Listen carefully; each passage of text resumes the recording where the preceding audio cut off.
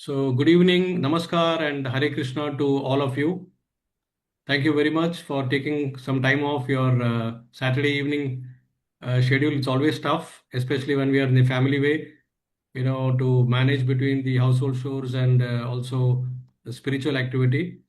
But I appreciate that most of you have chosen to join on time, which was my request because today we'll be concluding by 8:15 to accommodate Arjun Saka Prabhu's next session at 8:30.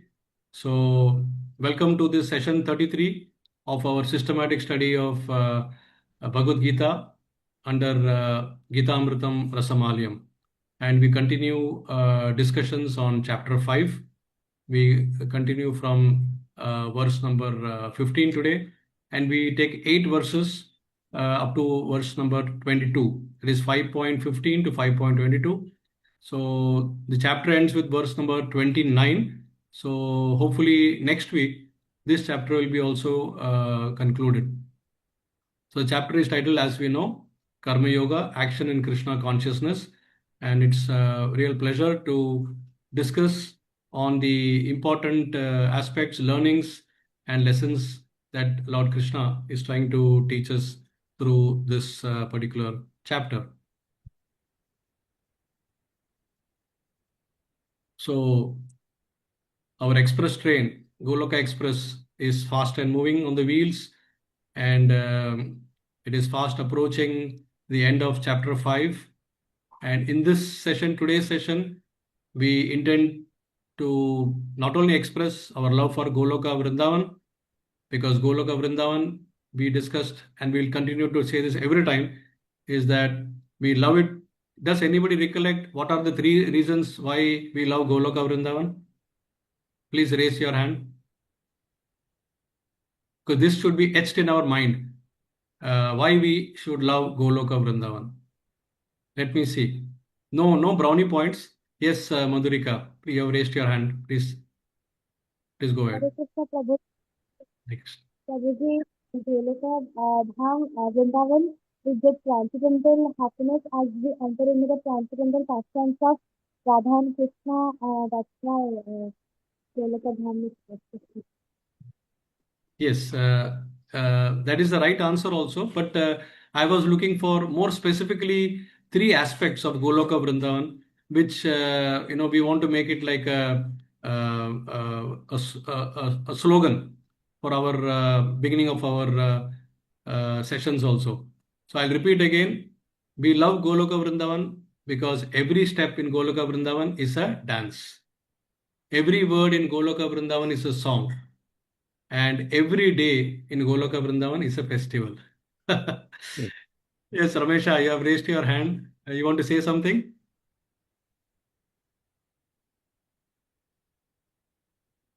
Okay, otherwise you can lower the hand so that, or maybe something else you want to clarify or ask, you can ask in the end.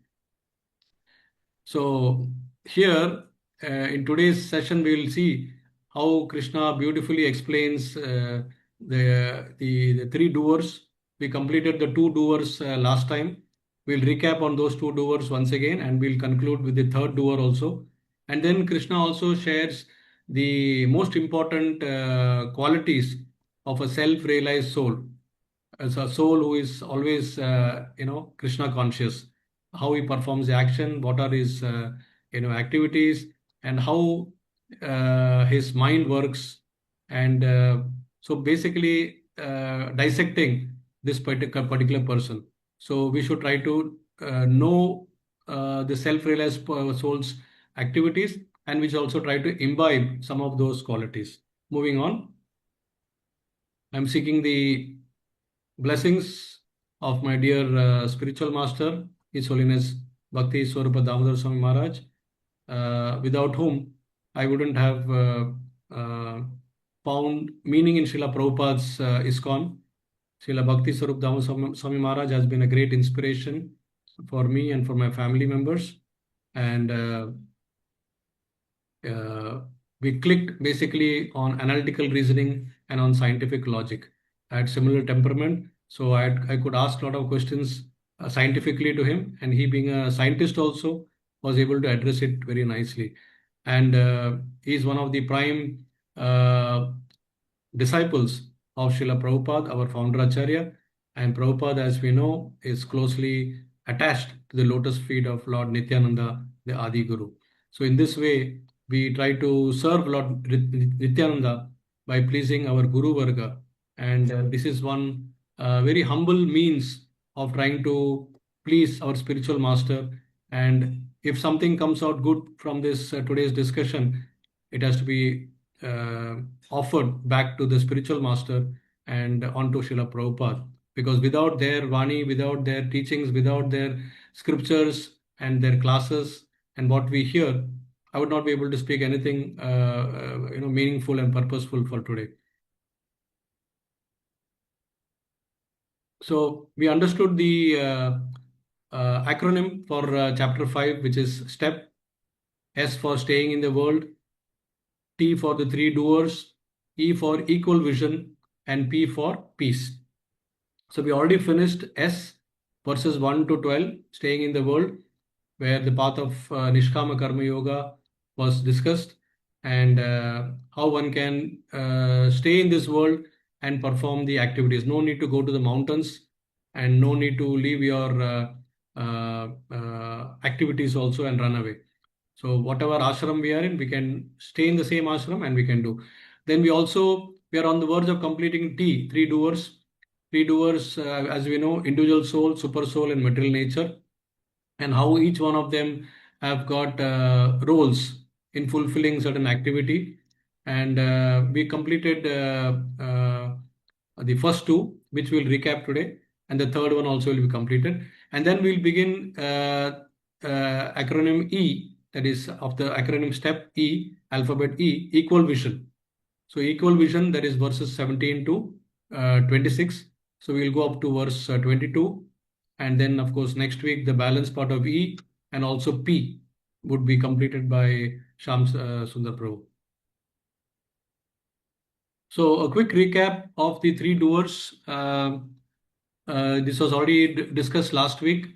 So I'm just touching upon 13 and 14 before we begin on 15, so that there is a smooth transition and connectivity. So in the verse 13, it went like this: Sarva karmani manasa sanyasyaste sukham vasi navadvare pure dehi naiva kurvan nakarayan. So here the Lord explains the first doer. The first doer means he's establishing the role of we, the soul, the Jivatma. So he clearly says that the embodied soul, that is the nature of the soul. Okay, we are being we control nature, and when we try to mentally renounce all our actions, then we can happily reside in this dehi.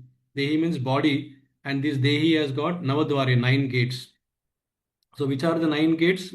We discussed that last time also. The two nostrils, the two ears, mouth, the two eyes, rectum, and genitals. So that completes. So soul at the time of death would try to escape or try to leave from one of the gates. So we understood last time that, let's see the translation first.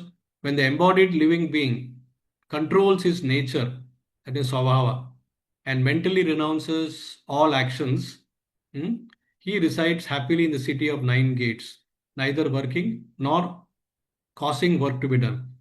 So this verse directly tells us the role of the Jivatma.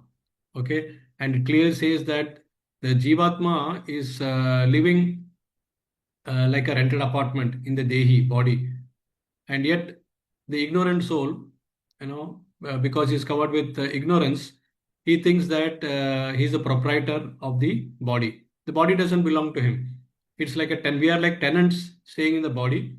The body belongs to Krishna. It is his Dehi. He has given, and we are just caretakers.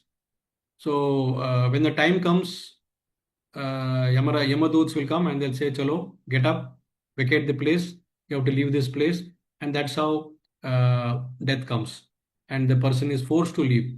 So if we have this knowledge beforehand, which thankfully we are getting the knowledge through Bhagavad Gita, it means that we are better prepared. We are not entering into bewilderment, but we are entering into enlightenment. So from bewilderment, we are aiming to go to enlightenment by understanding each and every verse of this Bhagavad Gita.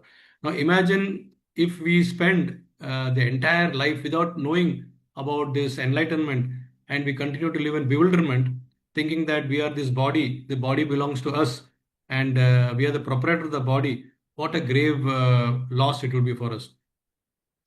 It would be almost be akin to like you go to a mental hospital, and there you find so many mental patients. Each one of them would have their own story to say, and nobody would first of all agree that they are mental cases.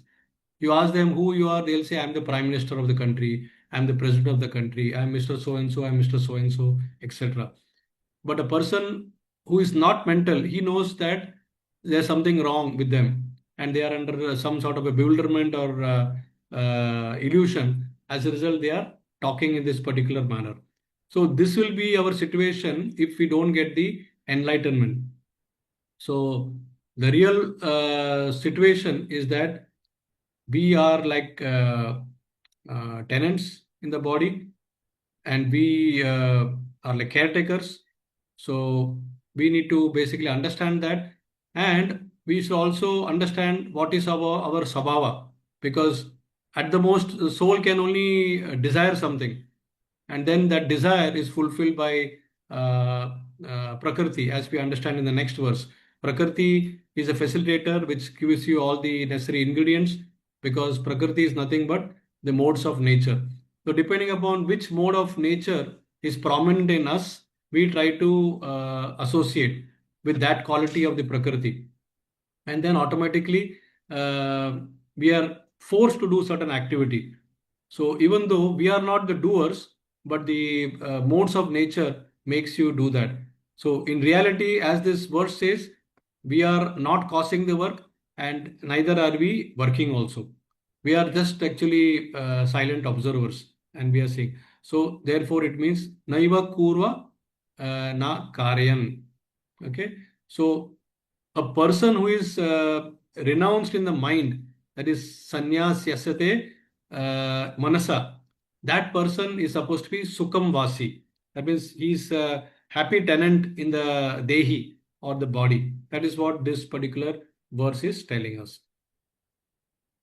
Then the next verse, that is verse number 14, it is mentioned that na kartrtvam na karmani lokasya shrajati prabhu na karma phala samyogam swabhavastu pravartate. So here Krishna is hammering. It is swabhavas to pravartate. It is swabhavas that is making us do. And he's addressing the self, that is Jivatma, as Prabhu. Prabhu means because we are like the master of the city of nine gates. This body has got nine gates, and we are the like the master of that city. So we basically are. So the three times Krishna is using na kartrutvam, na karmani, na karma phalam. So why he is saying three times? Because he's clearly emphasizing that the jivatma, or the living entity, doesn't create any tendency to act, nor does he create any action, and nor does he partake in any fruits of action. It's very, very clearly mentioned. And our problem is we think totally opposite. We think we are the doer, we think we are the enjoyer, we think we are the controller.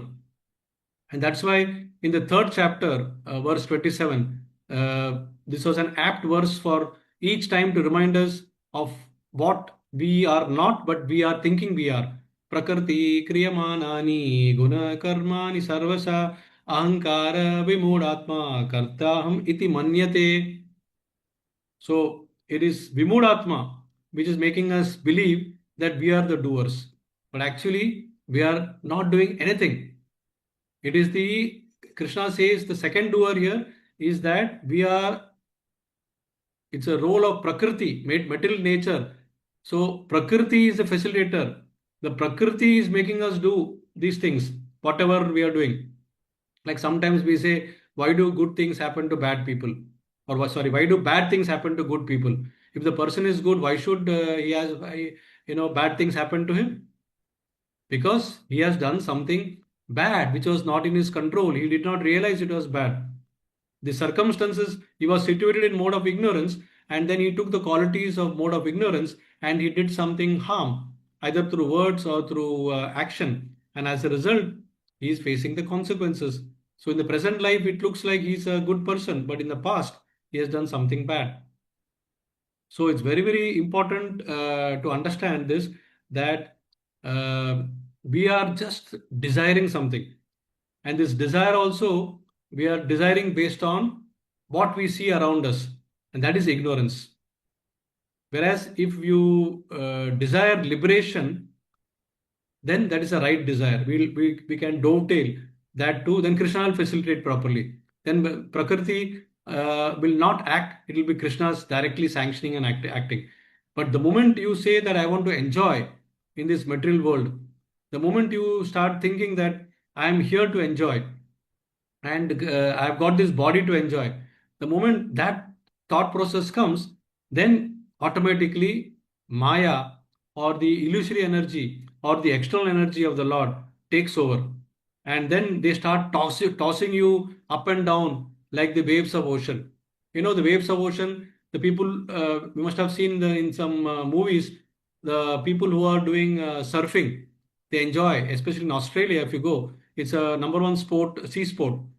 They do surfing because they want to experience the trough and the crest of the waves. And they go up, then they're thrown down, then they again go up. But suppose if somebody is drowning, and if he is going through that waves of motion of the ocean, then he will just scream, please help me, please help me, please help me.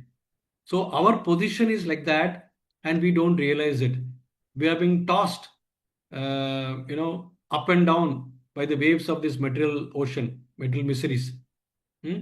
And then we should raise our hand and we call out for help, because ultimately, only through raising our voice, even a child can, when it cries, only gets milk. Otherwise, even the child will not get. How will the mother know the child needs milk? The child cries for its hunger. So here, Prakriti, so one may argue, like, okay, Prakriti, is responsible and I am not responsible, and Prakriti is under the control of Krishna. Daivi Hesha Gunamai Mama Maya Duratya Mamaiva Prapadyante Mayayatam Tarantite. So if Prakriti itself is under the control of Krishna, that means Krishna is responsible for the activity, not even Prakriti, not even me. So when that is the case, then why should I not blame Krishna? This thought can come. Is it not logical? So Krishna will now clarify that in the next verse. What is his role? So these two roles are defined. That is, Jivatma desires, Prakriti facilitates. Okay. Now we go to the next verse. That is verse number 15 that we start today. So verse number 15 is Nadate kasyachit papam na chaiva sukrutam vibhu. Underline vibhu. So here the role of the Lord as sanctioner is clearly mentioned. And the Lord is addressed as Vibhu. Vibhu means somebody who is infinite. We are Anu. We are finite, small. Chutku. Vibhu is completely, you cannot measure Vibhu. So that is Vibhu. Unlimited.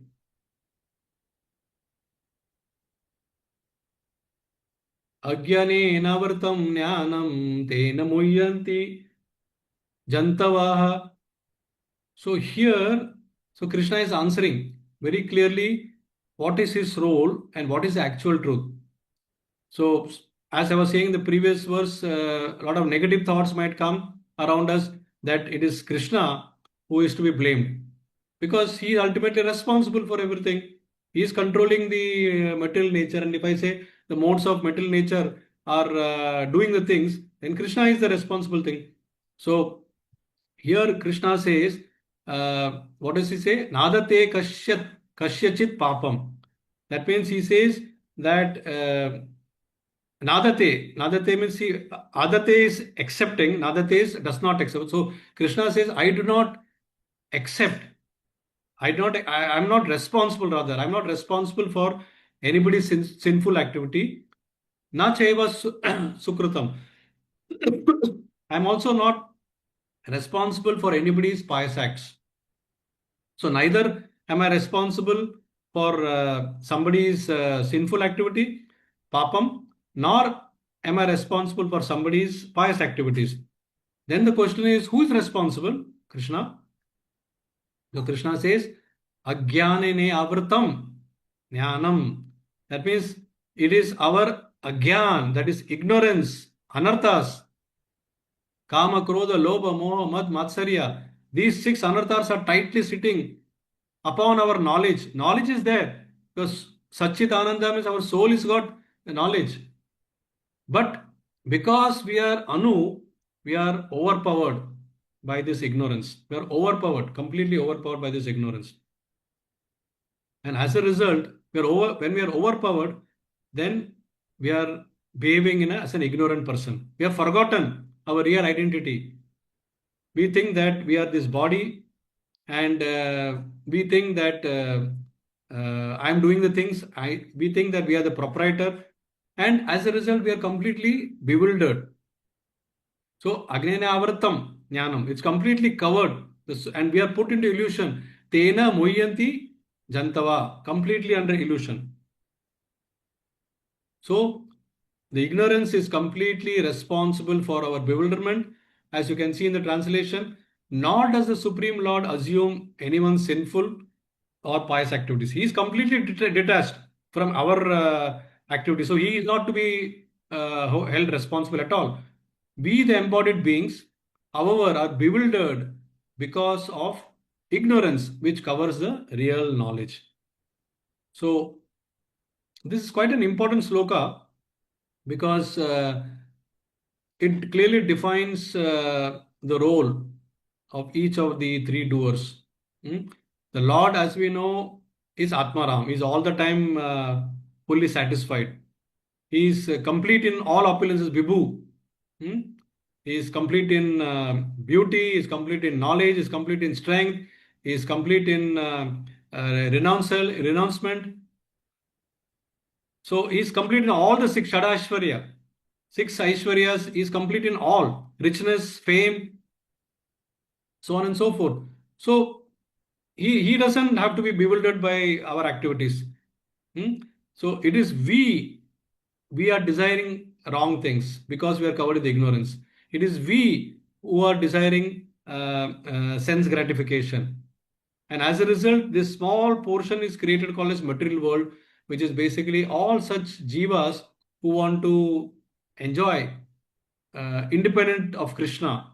That means we have decided that we want to imitate Krishna. We have decided, and this we cannot trace from when. It is from time immemorial. And as a result, Krishna says, okay, tatastu, you are put in this material world, you enjoy. It is like we are in the jail, and inside the jail, we are given certain happiness to enjoy. And we are forgetting that we are in the jail. That is, the person who is outside the jail, he feels sympathetic, he feels compassionate for us, and he is doing everything possible to get us out of the jail. And that is spiritual master. Whereas we are ignorant, and we are just, bewildered, and we want to just go on enjoying these petty things which are given in the jail. So the conclusion of this verse is that the Supreme Lord is not responsible for the good and bad reactions of a Jivatma. It is our filthy desire which is basically responsible for the action. An analogy will be a judge sometimes gives a very harsh punishment. And somebody might argue, oh, what a harsh punishment he has given. That is too much. But the person who is thinking that way doesn't know the merits of the case. So the judge gives the punishment based on the merits of the case. So in this way, Krishna is present as Paramatma within our hearts, and he has got two roles to play. One is Anumanta, Other one is Upadrishta. Anumanta is basically as a sanctioner. Whatever you desire, he will filter it based on your whether you deserve or you what it is, because sometimes you should also deserve. You desire to go to the moon planet, but are you deserving it? So he will not give you that.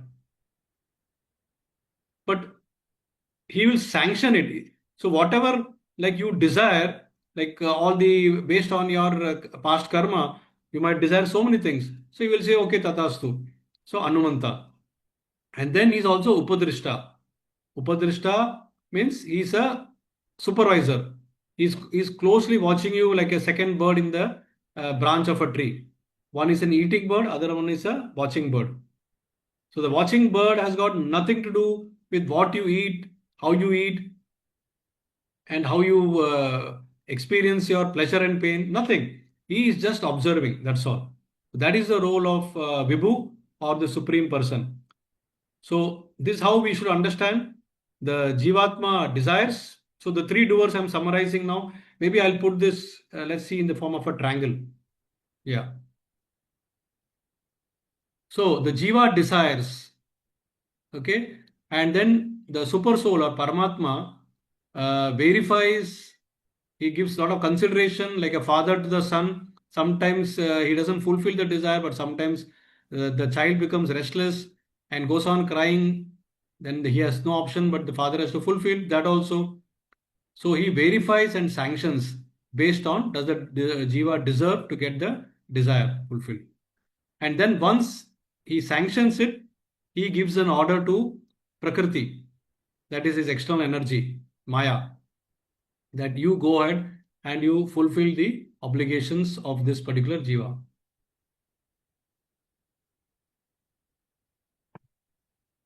And after receiving the order from the super soul or Paramatma, the Prakriti basically executes it. So the jiva desires, the Paramatma sanctions, and Prakriti is like a facilitator or somebody who fulfills the jiva's desire. So this clearly explains the roles and responsibilities of the three doers. This is very nicely explained, and this should be now permanently gone into deep into our hearts. Don't blame the Lord, because our actions are not to be passed on to the Lord. Okay, if the child makes a mistake, the father is not to be blamed. The child was taught what is good, what is bad, but still the child voluntarily chose, either out of ignorance or the child out of disobedience did that. So one of the two. So then we go to verse number 16. So as we said in the previous verse, we should stop blaming God, but instead, if a person is intelligent and wants to understand what is the reason that he is not getting liberated, how to get liberated, he should start rather focusing inwards, because he knows that Paramatma is sitting inside. So let me focus inwards. So that is what he can start to do. So this verse goes, Jnanena tu tad ajnanam yesham nashitam atmana tesham aditya vajnanam prakashyati tatparam. So here after the conclusion of the three doers. So this is a significant verse, because you can see that till now the jnana was Atma jnana. You are not this body or spirit, soul, all those things. Now Krishna has gradually shifted from Atma jnana to Paramatma jnana. That means he's using the word prakashati tat param. Tat param is the higher knowledge. Higher knowledge is basically if you go above Atma Gyan, it is nothing but Paramatma Gyan. So here he is touching upon Paramatma Gyan. And also importantly, you will see that Krishna gives an understanding of how to be free from ignorance and how spiritual knowledge destroys ignorance. Okay, it's not only enough to have knowledge, but you should understand how this knowledge uh, destroys the ignorance.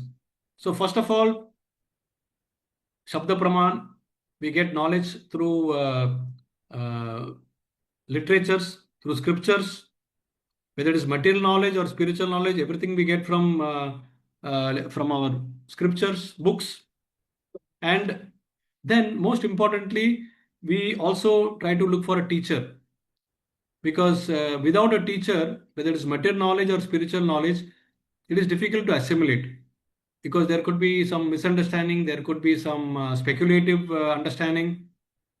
So we want to have perfect understanding. So perfect understanding can be given by a teacher. So for spiritual understanding, because now we are talking of removing ignorance, material knowledge cannot remove ignorance. Only spiritual knowledge can remove ignorance.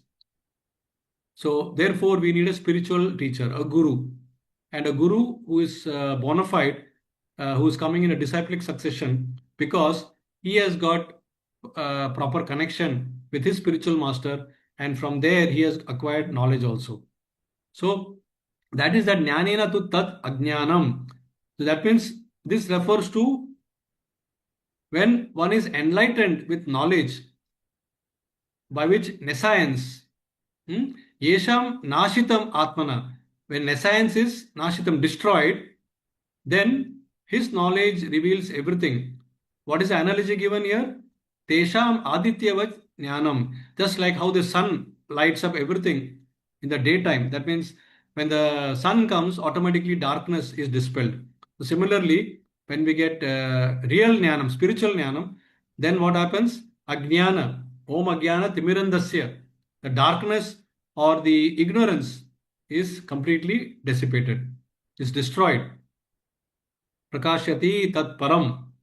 So that which illuminates, that is tat param, and that is absolute knowledge.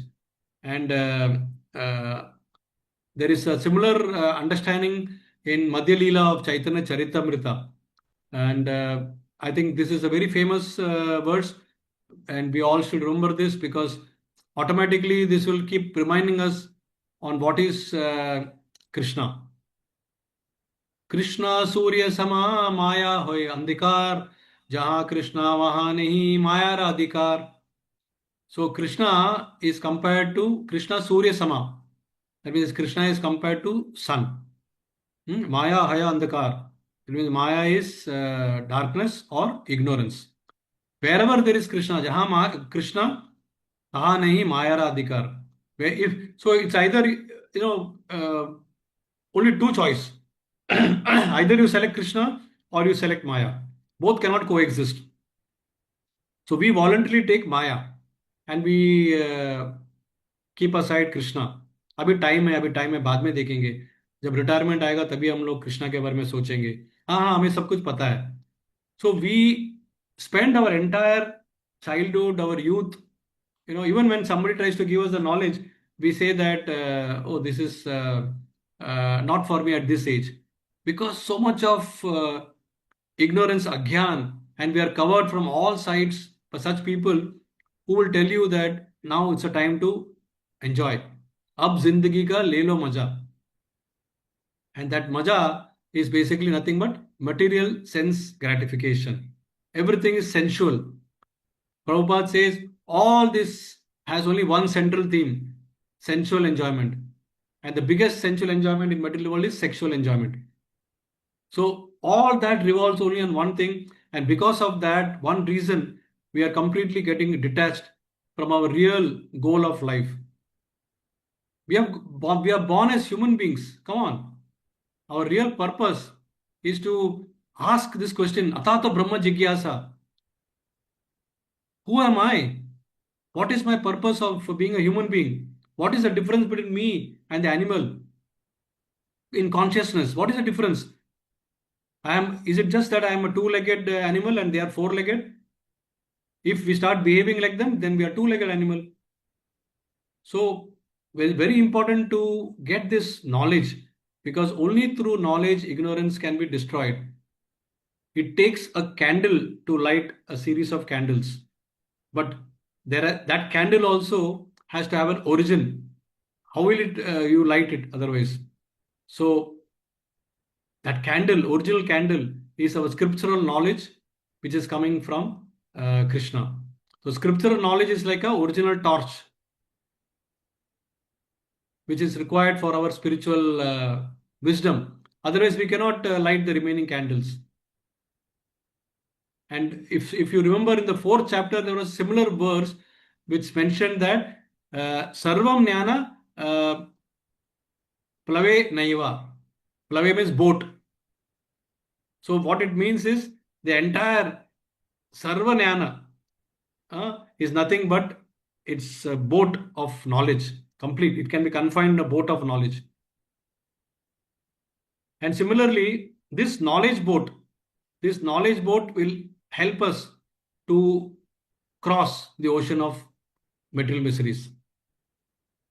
Just like how Jnana Agni Sarva Karmani, that means all our fruitive action can be burnt by pure knowledge which is sublime.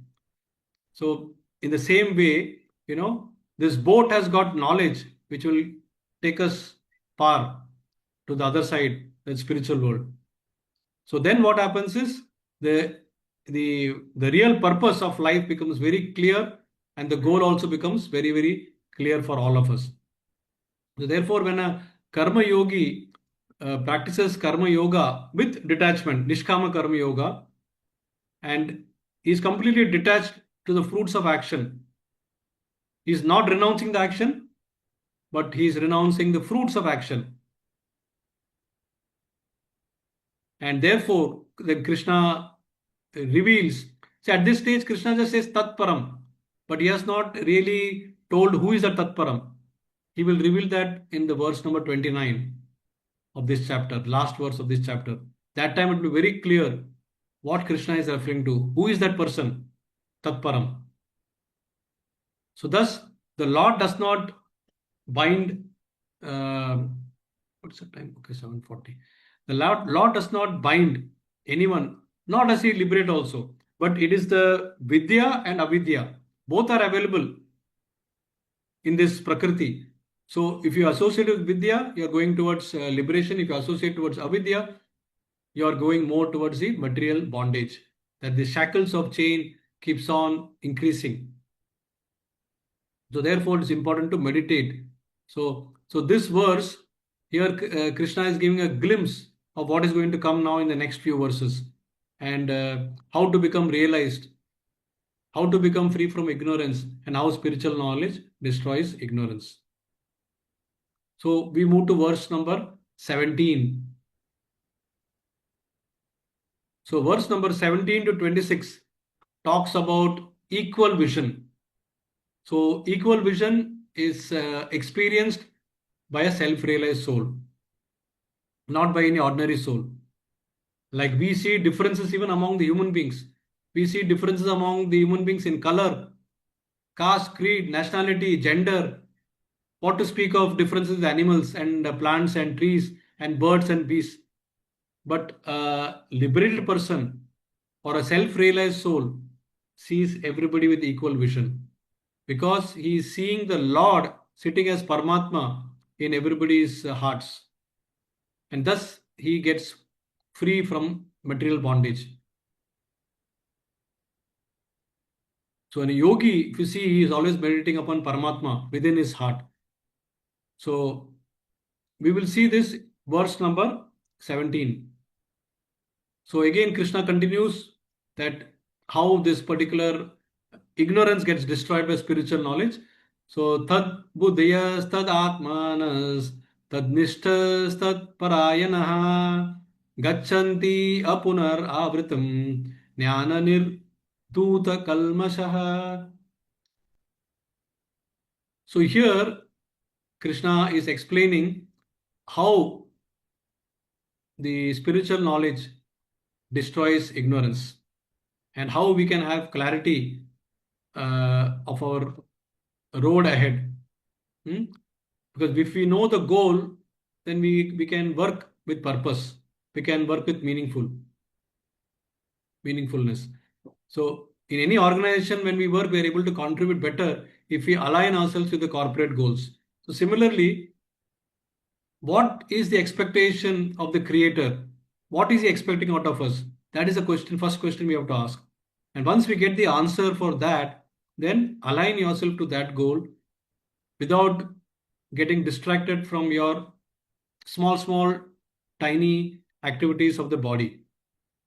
So the first thing Krishna says is Tad Buddhayas. So Tad Buddhayas means one who fixes his intelligence. Tad Atmanas. Here Atmana means mind. One who fixes his mind upon the Supreme. So Tad Buddhayas, intelligence. Tad Atmanas, fixing the mind on the Supreme. Tad Nishtas Tad Parayana. Tad Nishtas means Nishtha is faith. That person who has got complete faith on the Supreme. Tat Parayana. That means he takes refuge or shelter of the Supreme Father. Yes, he has lost hope on everybody else, including his kids and kins. He knows these are all false identity. Nobody is going to come to rescue me when I am in trouble. So then the only person who will come to help is Parayana, that is Supreme. Narayana, Parayana, like that. So such a person, Gachanti apunar avritam. No, he keeps moving forward. Punar avritim. That means apunar avritim. Sorry, not punar. Punarim means coming back. Apunar is not coming back. He will never come back. So he's getting advanced like our Golaka Vrindavan Express. It's moving. No question of coming back. There is no engine at the backside. It can go only in one direction. So therefore, all the people who are traveling with us in Goloka Vrindavan, station by station, we are moving forward. That is the kind of conviction and faith we all must have. Because Krishna is giving this knowledge to us. Why should we not have faith in him? Jnana nirduta kalmasaha. So jnana nirduta, that means the knowledge once we acquire, jnana nirduta. That means completely, duta is washing, nirduta is completely washing. Kalmasaha. That means all our anarthas, kama, krodha, lobha, moha, mad, matsarya, all our ignorance, it completely gets washed away, nirduta. So Krishna is very clearly giving us the direction here. I mean, virtually hand-holding. You can see here, focus on Supreme leads to liberation. When one's intelligence, mind, faith, and refuge. 4 things, he says. Give your intelligence to me, give your mind to me, have faith in me, take refuge of me. When we have all this, then such a person directly enters into a special boat, Goloka Express train, and directly heads towards the path of liberation. So these 4 things, fixed intelligence, fixed mind, fixed faith, and refuge of lotus feet, when one focuses these 4 faculties on the Supreme, then the vision of seeing the world completely changes. Completely changes. Right now, we are completely in ignorance. At least I'm talking for myself. Some of you might be more enlightened than me, and you might be already seeing the world with a different vision. But I am still moving step by step. But I am confident that with the guidance, Vapu Vani of my Guru and Srila Prabhupada's teachings, I will not be lost anywhere. I may take time, but I am on the track. My track will not jump over. I may be swayed, but one of you will lift me and bring me back on the track. So that kind of confidence I have. Krishna says in the 7th chapter, Mata Partaram Nanyat Kinchit Asti Dhananjaya. There is no truth superior to me, O Dhananjaya. So what more we want to know? So when Krishna himself declares, so therefore, of course, Krishna is manifesting himself in 3 levels for our understanding, depending upon our levels also. Brahman, Paramatma, and Bhagwan. So we should not be satisfied with Brahman level. Brahman is good because it is eternal. But don't be satisfied because Brahman is impersonal. Why to be satisfied? With whom you will interact? Brahman is the all-pervading light, effulgence of the Lord. Brahmeti, Paramatmeti, Bhagwan iti Shabdayate. The transcendentalists say, Tat Vidat, the transcendentalists say that this is actually how it is, 3 levels.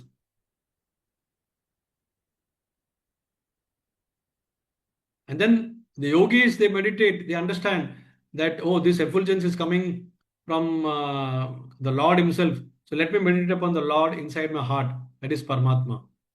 And they go deep into the heart and they're able to see the Lord. They're able to take the darshan of the Lord. But they are not able to serve. So that is the next level. But then the bhaktas or the devotees are directly able to appreciate the Lord.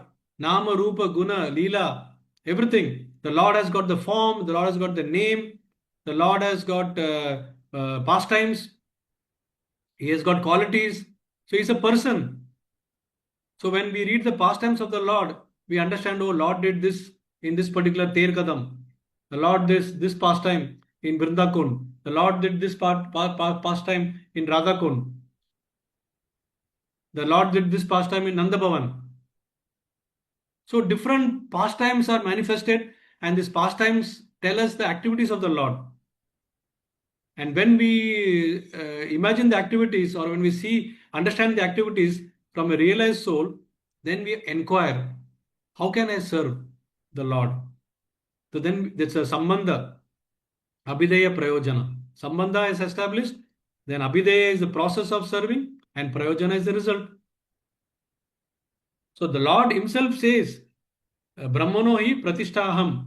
That means this effulgence is coming from me. So who is that me? Bhagwan. So why not worship Him directly? Why settle for just Brahman realization? So that is a lower level. So we have to understand. So that's why when we fix our buddhayas and give the mind, faith, the full faith, conviction, and take shelter of the Lord through Guru, bona fide Guru, then the path of liberation opens for us. We go to verse number 18 now.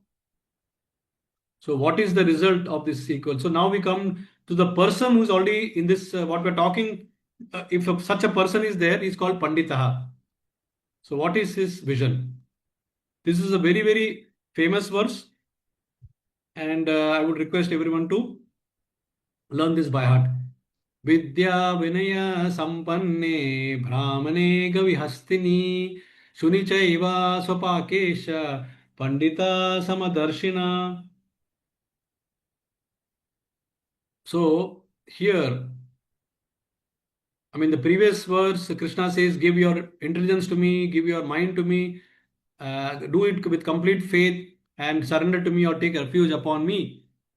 So then you get the path of liberation. And here, Krishna is describing what happens when we fix all these 4 faculties upon him. Vidya Vinaya Sampanne. So we are able to see equal vision on the entire world. Our vision completely changes. So the humble sage, by the virtue of knowledge, see with equal vision. What they see with equal vision?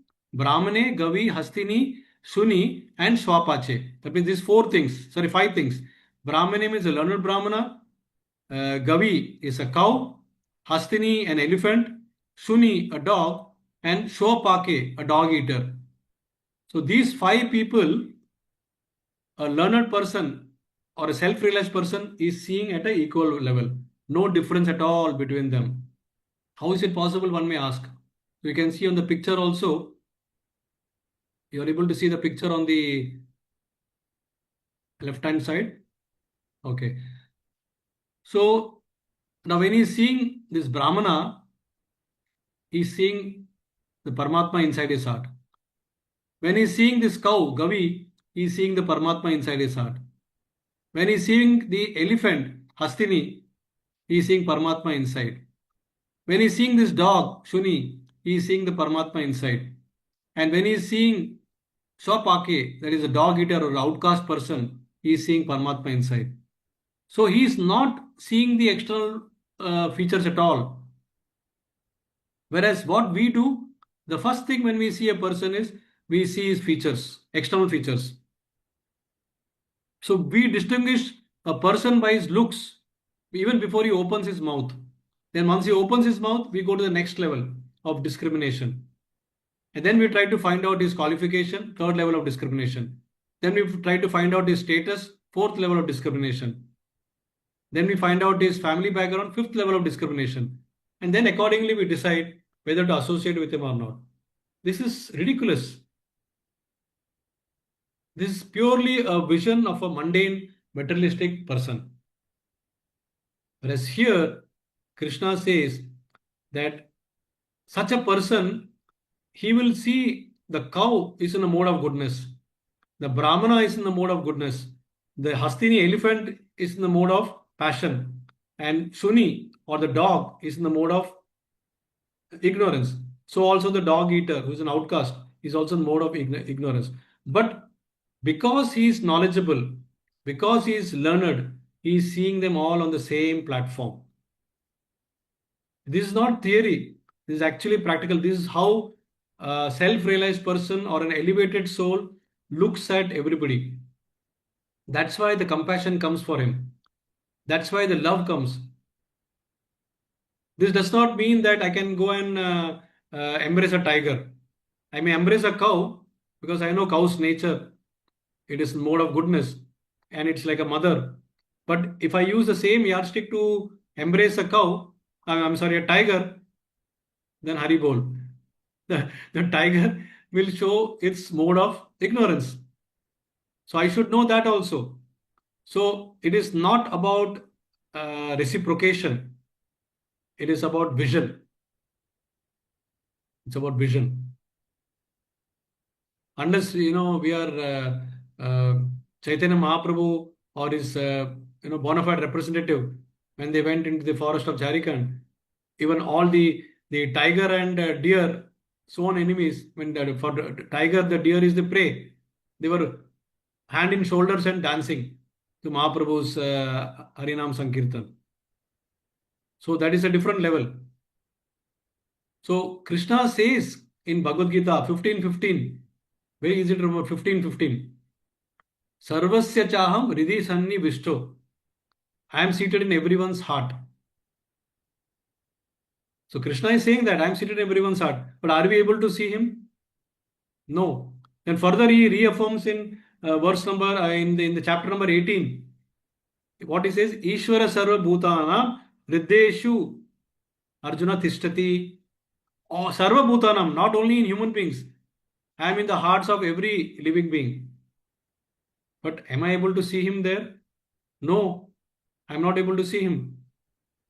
Because I am covered with ignorance.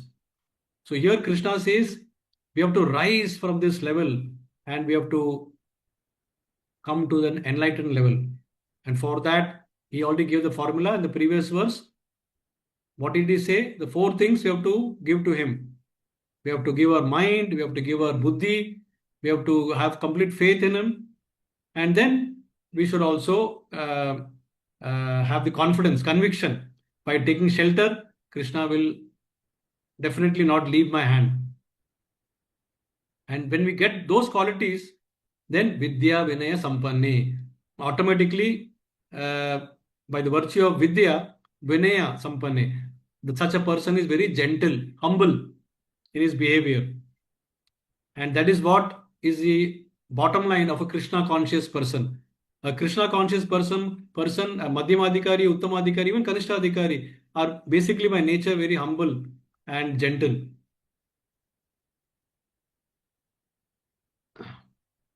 Now there is Tulsidas says in Ramayana, I mean that is the level that Tulsidas is seeing.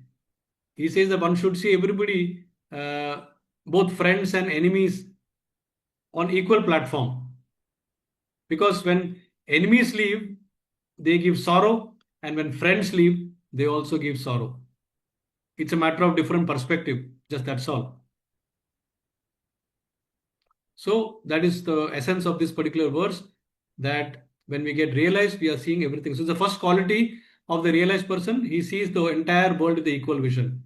Then we come to quality number 2 in verse number 19. Nirdosham. Such a person is nirdosh, flawless.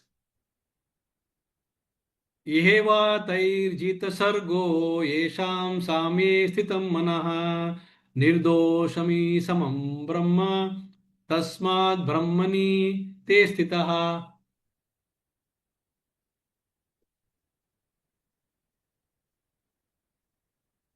येषां तैर्जित, sorry, येषां सम्ये स्थितं मनः.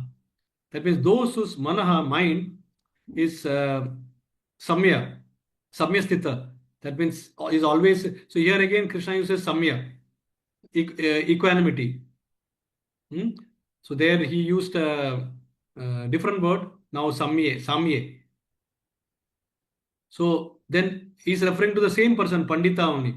So what he says, such a person, he'll be iheva tair jita sargo. That means iheva means in this world itself, he will be able to conquer jita sargo. Sargo means the cycle of birth and death. So those whose minds are established in the same equanimity, sameness, have already conquered the conditions of birth and death. And further he says, Nirdoshami samam Brahma. Such a person is flawless like Brahman. That means Brahman means somebody who is transcendently situated above the three modes of nature. So Krishna once again hammers the point that if you give your mind to me, that is Tasmat Brahmani te stita. Tasmat Brahmani te stita. So when you are situated in Brahma, then mind should be always fixed. That is the main problem for us. Our mind is always chanchala, flickering. Chanchala hi mana Krishna. Who says this? Arjuna to Krishna. He always says this. I mean, it will come in the next chapter, of course. Chanchala hi mana Krishna. Pramati balavadam, pramati balavam dridam. That means my mind is so obstinate and so strong. Tasyaham nigraham manye, that I'm not able to control it. I can control Vayu. Vayu riha suduskutam. That means I can control Vayu, but I cannot control my mind. It is so much flickering all the time. It is restless, it is turbulent. How do I control it? So obstinate and strong, I can't control it. So this is the nature of mind. So, but Prabhupada explains in the purport of this verse that because the Lord is flawless. Om Purnamada Purnamidam Purnat Purnam Udachyate. So because the Lord is flawless, and he is flawless because he doesn't show raga and dvesha. This we learned in one of the previous verses, I think in chapter 3. Raga and dvesha are the two worst qualities to have. Raga means attraction for material objects, and dvesha is anger towards either object or person. Because this creates illusion. This creates illusion. So when the Lord doesn't have these qualities, so because we are Anu, our original position, original condition is that we are Jivere Swarupa Krishna Nityadas. So we should also have this quality. So when we get gradually polished, slowly and steadily, when we get polished, then automatically this nature will come out. That is Nirdosha. Our spiritual quality will start emanating. And then we can see with equal vision.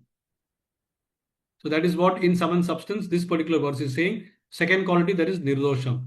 Then we go to the third quality, verse number 20. Let's see what is this quality. Equipoised, unbewildered, Atma and Paramatma Jnana. Such a person, that is Pandita, we are still talking about Pandita only. Such a person is equipoised, unbewildered, and he is completely having Jnana of both self and super soul. Soul and super soul. न प्रश्रेत प्रियं प्राप्य नोद्विजेत प्राप्य चाप्रियम स्थिर बुद्धि असुमुदो ब्रह्मविद ब्रह्मणि स्थिता.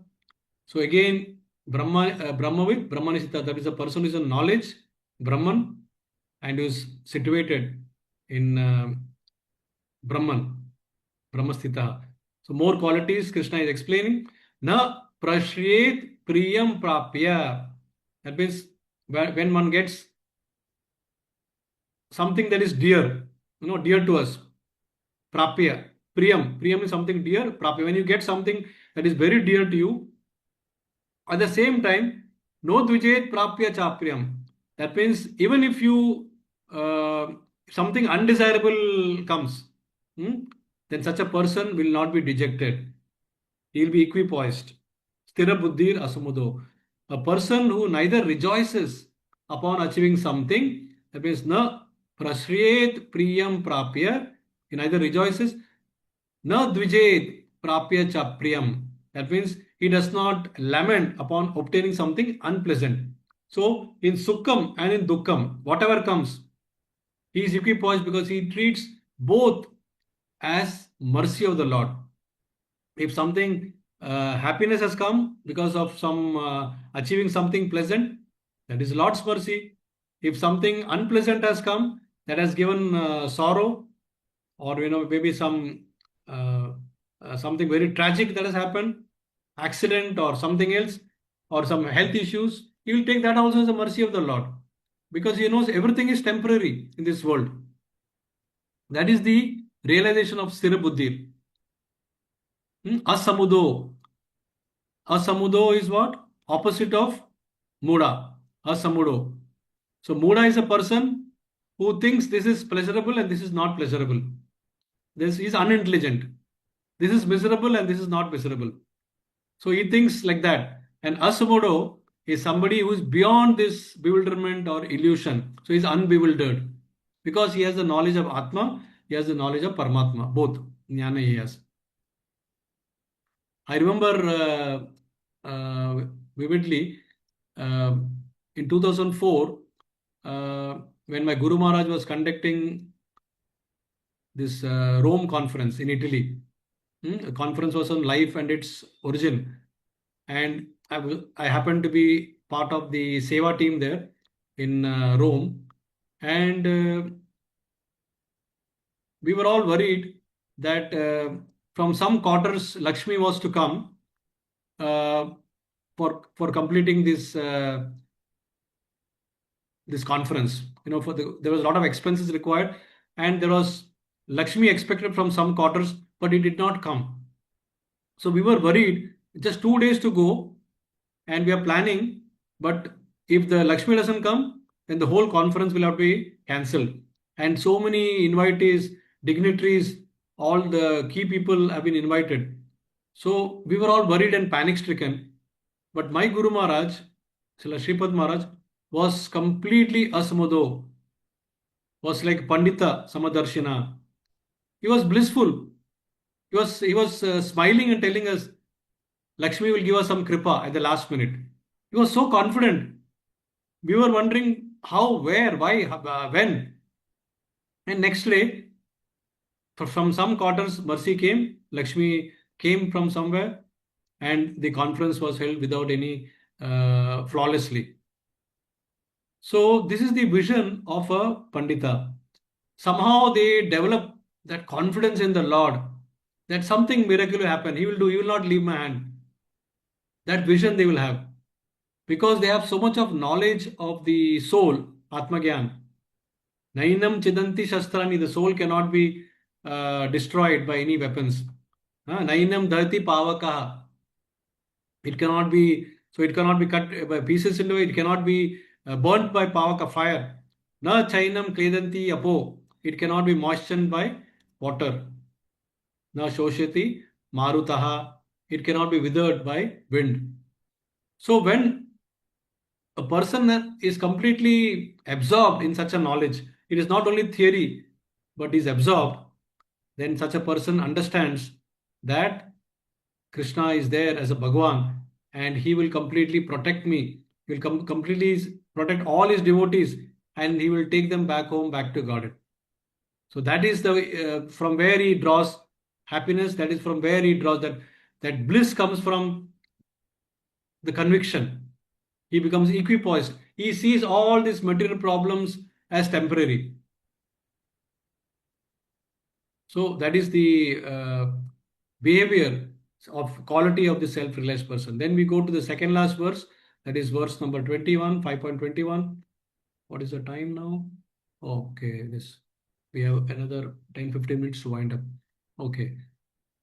Bhaya sparseshu asaktatma vindati atmani yat sukam sabrahma yoga yuktatma sukam akshayam ashnute.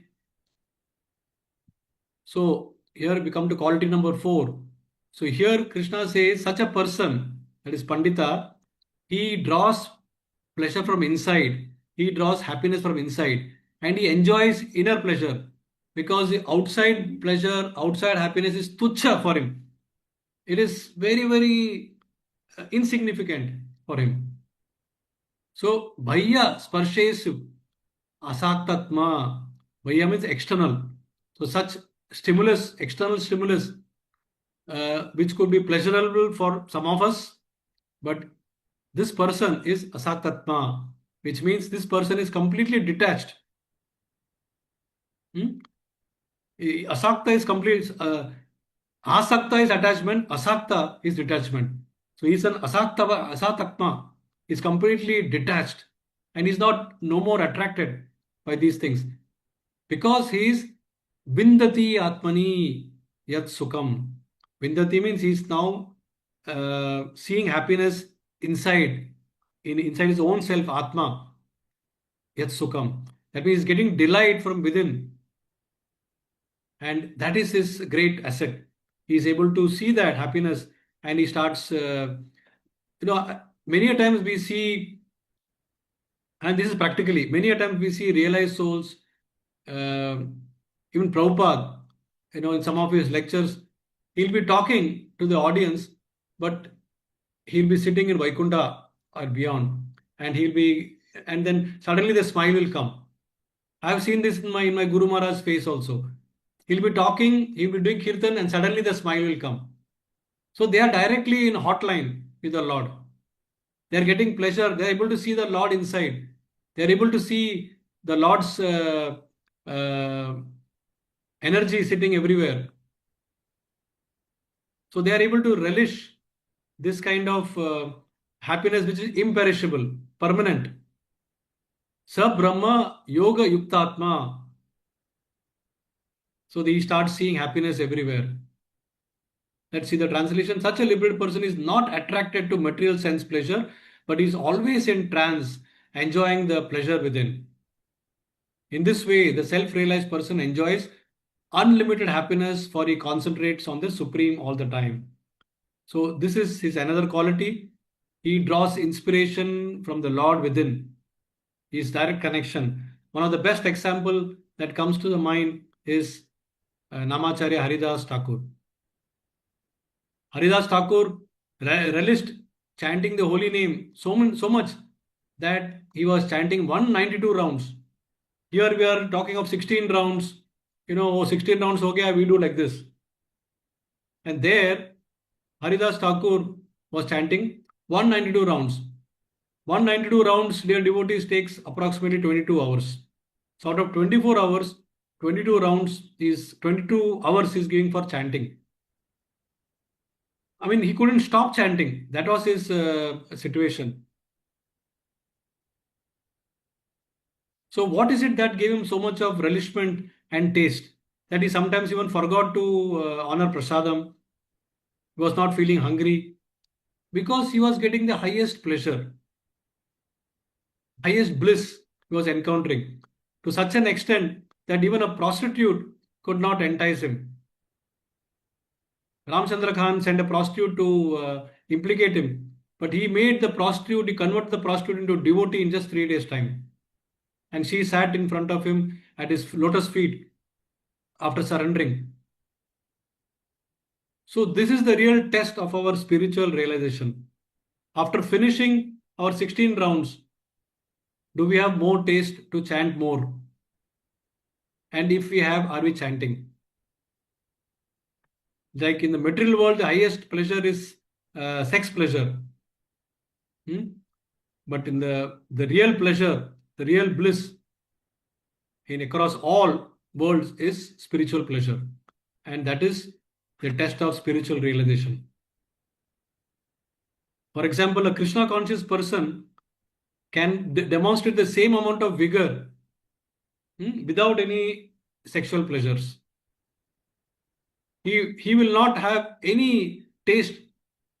In fact, Yamunacharya said that the moment I think of sensual gratification or sexual pleasure, my tongue turns curls inside. I feel like spitting on the floor. So, dear devotee, the degree the degree that one replaces sensuality with spirituality determines the measure of one's spiritual success. The degree to which one replaces sensuality with spirituality is a measure of one's spiritual success. So this is a test for each one of us. How much we are able to bring in spirituality within our hearts and replace the sensuality. So we can do this successfully if we follow the prescribed teachings of ABCD, associate with devotees, associate with books, with lectures, with kirtans. A for association. B for books. You hear the books, read the books. And C for chanting the holy name. And D for prasadam, Krishna prasadam, diet. Follow that automatically. Then if you follow ABCD, then what is the automatic outcome? E. What is E? Enlightenment. And that is what we should aim for. Enlightenment will come at our doorstep knocking. Finally, we come to the last verse of the day. We have got after this, what is the time now? 8:15. Okay, we'll finish it off. 8:30, Arjun Saka will start. Before that, we'll try to finish it. Okay, he has already sent. Okay. So the last verse of the day, and this is also very famous verse. If possible, kindly devotees, please memorize this verse because this gives the fifth quality of such a panditaha. Sense enjoyment is ultimately distrustful and distasteful also. ये हि संस्पर्शजा भोगा दुःखयोनय एवते अत्यन्तवन्त कौन्तेय न तेषु रमते बुधः. Na teshu ramate Buddha. That Buddha means intelligent person. Such a person will not enjoy.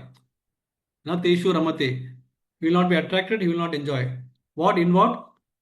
In yehi samsparsha ja bhoga. Bhoga means sense pleasure.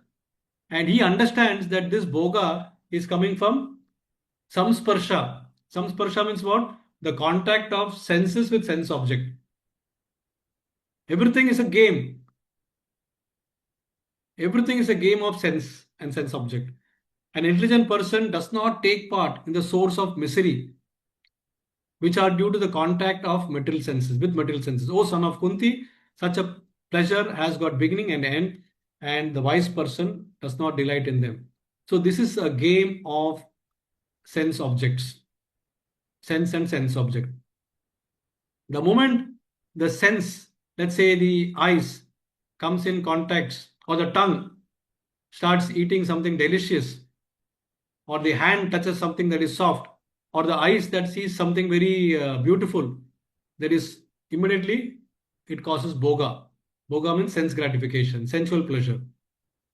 Krishna says this pleasure, bhoga, is dukkha yonaya evate. It is not sukha. It is dukkha in the garb of sukha. Oh, what is happening? It is dukkha in the garb of sukha. So, sukha, this is a complete misery. It is hiding inside. Oops, this went away. Let me see what is happening.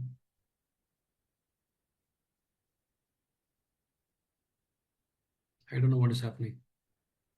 So, the Buddha or a wise person, Krishna is saying, he will not partake in such things. He is very much clear. And so Krishna uses different words here. He uses Buddha.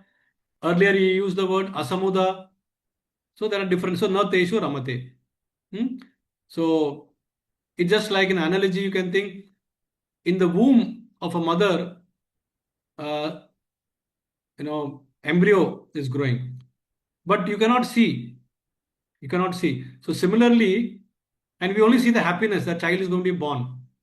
But similarly, this kind of dukkha is also hiding somewhere in our sukha. This will be more clearer when we see this sandwich piece. It's much more easy to understand. So sense pleasure, dear devotee, is like a sandwich. It's got a upper layer loaf, it's got a lower layer of loaf, which are huge, but they are quite tasteless and unpalatable. The thin slice in between is the real pleasure that is causing the sandwich to be tasty. Sometimes we don't get even that middle portion also.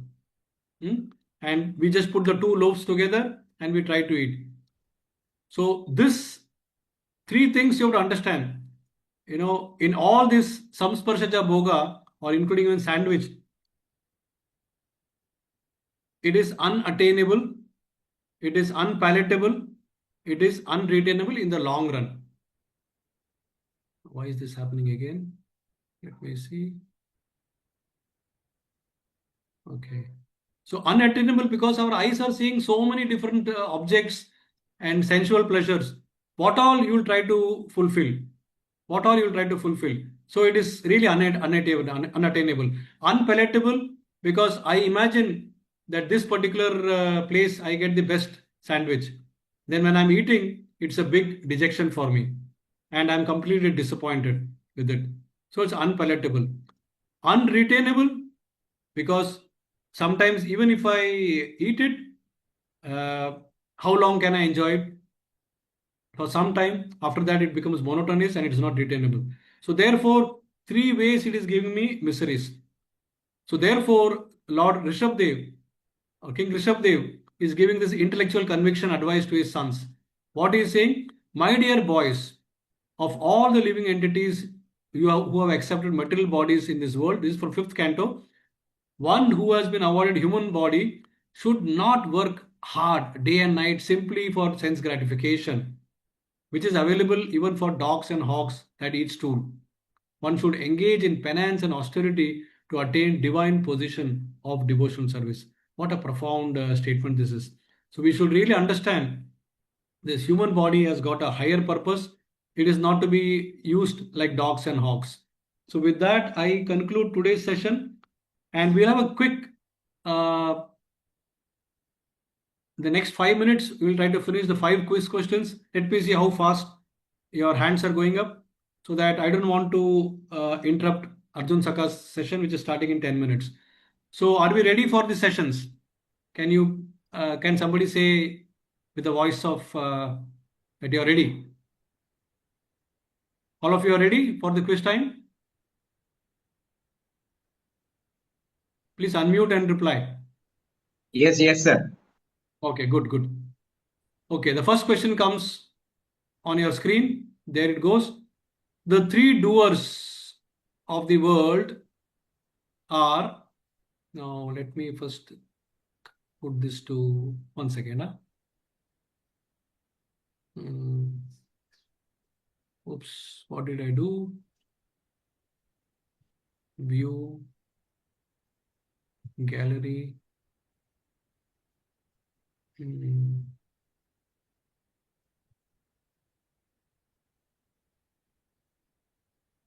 Where is the screen gone?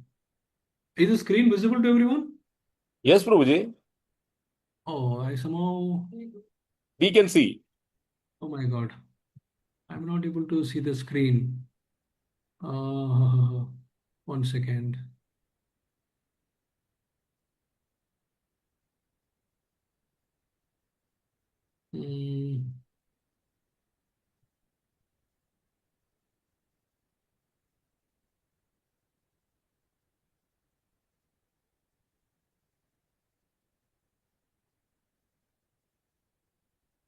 Oh, Krishna.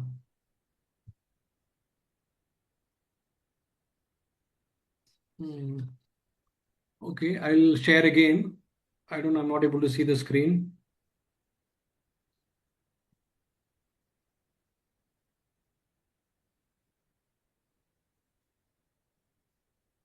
Is it visible now? Yeah. Again?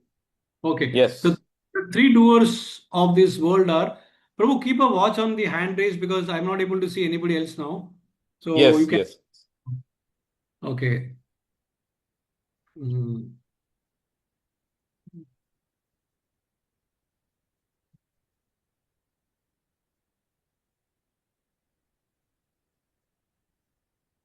Okay. Why is it not coming? Yeah. Jivatma, the sanctioner, Prakriti, the initiator, Paramatma, the facilitator, none of the above, all of the above. Yes, who raised first? Ramesh. Yes, Ramesh ji, please go ahead. Hare Krishna, is all of the above. Jiva desires Prakriti, I mean, Paramatma sanctions, Prakriti accepts. Are you sure? Yes, Prabhuji. Okay, let me see the answer. So you said all of the above, no? E. Yes, Prabhuji. Okay, I'm sorry, Ramesh. The correct answer is none of the above. Because if you see, all are actually wrong. Jiva is not the sanctioner. It is Paramatma who is the sanctioner. Jiva is basically desirer or initiator. Prakriti is not the initiator. Prakriti is the facilitator. And Paramatma is not the facilitator. Paramatma is the sanctioner. So I Very just nice play of jumbled. words. Yeah, I just jumbled it to confuse, but all the three were there. So that's why. When we raise the hand, think carefully, and then maybe you can see. Anyway, important thing is we participated. Okay, next question. The analogy used to explain the sloka, Jnanena tu tad ajnanam yesham nashitam atmana, was knowledge dispels nescience just as sun's presence dispels darkness. Knowledge dispels nescience just as Krishna's presence dispels Maya. Krishna is compared to the sun, light, and Maya to ignorance, darkness. All of the above, none of the above. Yes, Saptadeep raised first. yes, Saptadeep. Go ahead.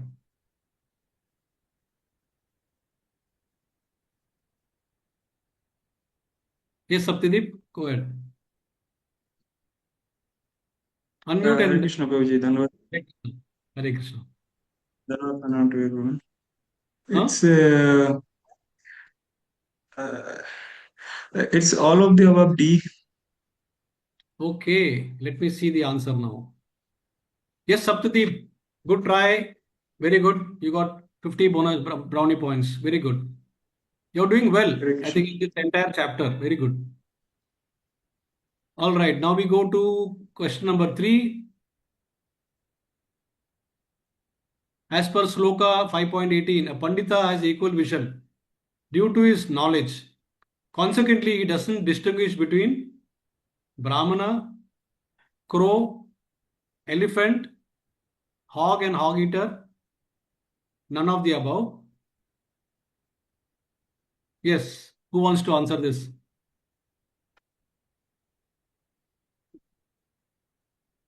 Saptadeep has Saptadeep raised again. again. Only Saptadeep, I think, no? Yeah. Yes, Saptadeep, go ahead. Brahmana and elephant, A and Brahmana, C. Brahmana and elephant. Why not crow and hog eater? Uh, yeah, but in the example, it was not given. They have given dog eater. So crow Perfect. was not in the Perfect. particular verse. Perfect. Answer is displayed. A and C. You say Brahmana and elephant. Again, 50 points to you. You are racing way ahead now. Wonderful. Hare Krishna. Question number 4, second last question. A self-realized person seeks unlimited pleasure and happiness from outside, inside, inside and outside, neither inside nor outside, none of the above. Priya. Yes, Priya Sandeep. She has raised her hand. Very good. And nice to see Priya raising her hand. Prabhuji. Hare Krishna. The Hare answer Krishna. is B, inside. Wonderful, wonderful. Very good. I'm very happy that you attempted and you got it right straight away. Very wonderful.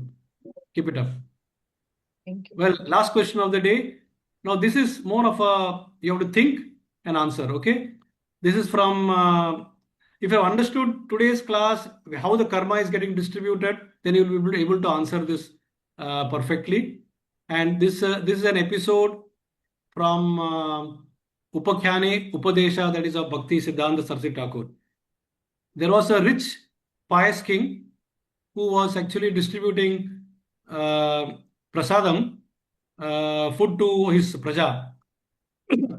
Now, while distributing the to his praja, the person who was distributing, he did not notice something happened. There was a poisonous snake in the mouth of an eagle flying on the top. This was a eagle. When it took the snake, a poison dropped on one of the plates, and that plate happened to go to one brahmana. The brahmana ate the prasadam and the brahmana died. Then what happened? All the brahmanas, they stood together and they came and they said, we want to meet the king. So they came searching for the king. They did not know where the king's palace is. They found one lady. They asked the lady, do you know where the king lives? The lady replied, yes, I know. The killer of the brahmana lives there. So please, she showed the hand and they all went to ask. Now the question to all of you is, in this entire episode that you have understood, who deserves karmic reaction? Is it the king? Is it the snake? Is it the servant who was serving the plate? Is it the eagle? Is it the woman? Who has to get the karma? What do you think, Yamaraj? It's a big challenge for Yamaraj also. So Ramesh has raised his hand. Yes, Ramesh, go ahead. Hare Krishna again. It's a woman because she does not know the facts, but she takes the decision without analyzing. Yes, you get marks for that because here the main thing is the woman made a statement. The statement that she said was the murderer, she said the palace of the murderer of Brahmanas is there. Now she had no business to say that. So Yamaraj immediately said, okay, king was, it was not his fault because king did not know that there's a poison there. The snake and the eagle, not being human beings, they don't get karma. Then the servant who was serving the plate, he also was innocent. He did not know that the poison fell on that plate. But the woman, she used the word. So even when we speak with words, sometimes we incur karma. She said the murderer of the Brahmana, that house is there. So just based on that, the king instructed, the Yamaraj instructed Yamaduts that give the entire karma for this act to that woman. That's how she got. So full marks to Ramesh.